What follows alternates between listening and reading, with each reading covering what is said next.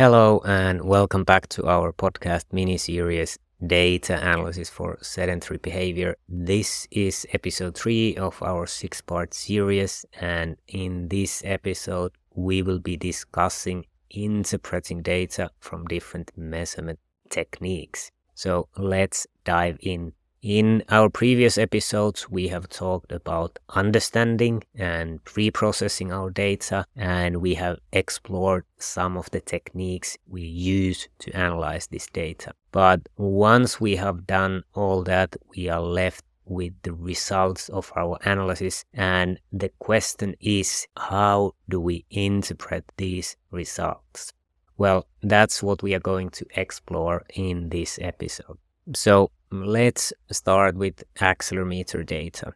Now, as you might remember from our earlier discussions, accelerometers are devices that measure acceleration. In the context of sedentary behavior, we often use them to measure the intensity of physical activity. So, accelerometer data is typically expressed in counts per minute or CPM. This is a measure of the magnitude of the acceleration that the device has detected. But how do we interpret these counts?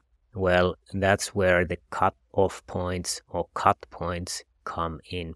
So cut points are thresholds that we can use to categorize the intensity of physical activity. For instance, we might say that any activity with a CPM of less than 100 is considered sedentary, while activity with the CPM of 100 to, for example, 2000 is considered light activity. And activity with the CPM of more than 2000 is considered moderate to vigorous activity. So these cutoff points can help us interpret our accelerometer data and understand the intensity of physical activity or sedentary behavior we are measuring. However, it's important to note that these cutoff points can vary depending on the specific accelerometer used and the population being studied. And cutoff points are still used a lot, although there are better options available today. And one is to detect the actual activity types first, like sitting, walking, cycling, running. And this can be done from thigh-worn accelerometer data. And only after that, looking at the intensity of activity. This makes analysis more accurate as activity types differ in their biomechanics.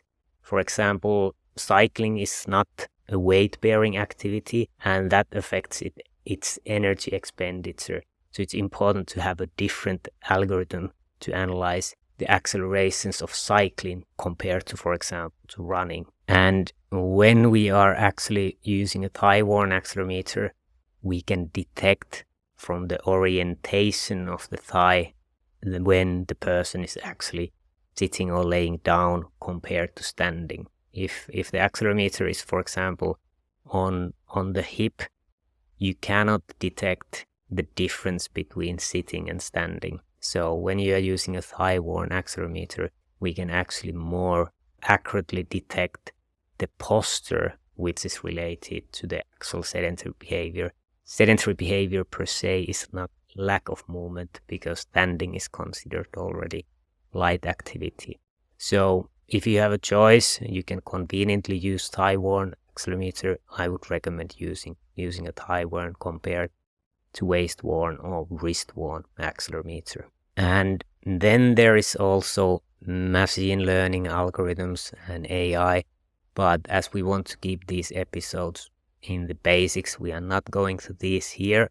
If you are interested on the theme, you can, for example, check the episode with Neil Cronin, where we are discussing the strengths and limitations of machine learning algorithms. So let's move then from accelerometers to self-report data. This is data that's collected through surveys or questionnaires where individuals report on their own physical activity and or sedentary behavior. So interpreting self-report data can be a bit more challenging unlike accelerometer data, which is objective or device-based, and quantitative self-report data is often more subjective and qualitative. This means that it can be influenced by a variety of factors, including an individual's memory, perception, and also about understanding of the questions. And when you interpreting self-report data, it's important to consider these potential biases. For instance, individuals might overestimate their physical activity or underestimate their sedentary behavior, or they might have difficulty recalling their activity levels.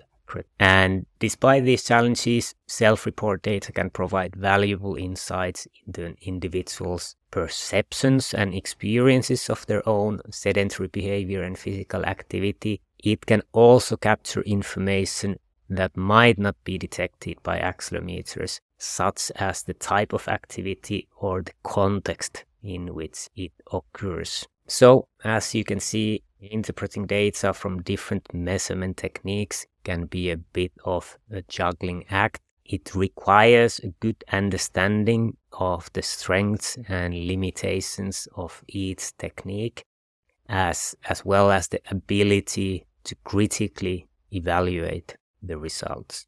But with practice and experience, it can become a powerful tool in our toolkit for understanding sedentary behavior and physical activity. And that's what this podcast series is all about, equipping you with the knowledge and skills you need to navigate this complex field. And that wraps our third episode, where we have discussed interpreting data from different measurement techniques. So if you're planning to measure sedentary behavior or physical activity, I would be glad to have a quick video call with you, and you can find the link to book a call in the episode description. So don't hesitate to jump on a call. Would be glad to get to know you and hear about your planned measurements. And in the next episode, we will be diving into tools and visualization techniques for sedentary behavior data. So thanks for listening, and feel free to share your thoughts and comments on Twitter. It's always good to hear feedback so we can make this podcast better and more valuable for you. Thanks for listening, and have a brilliant day.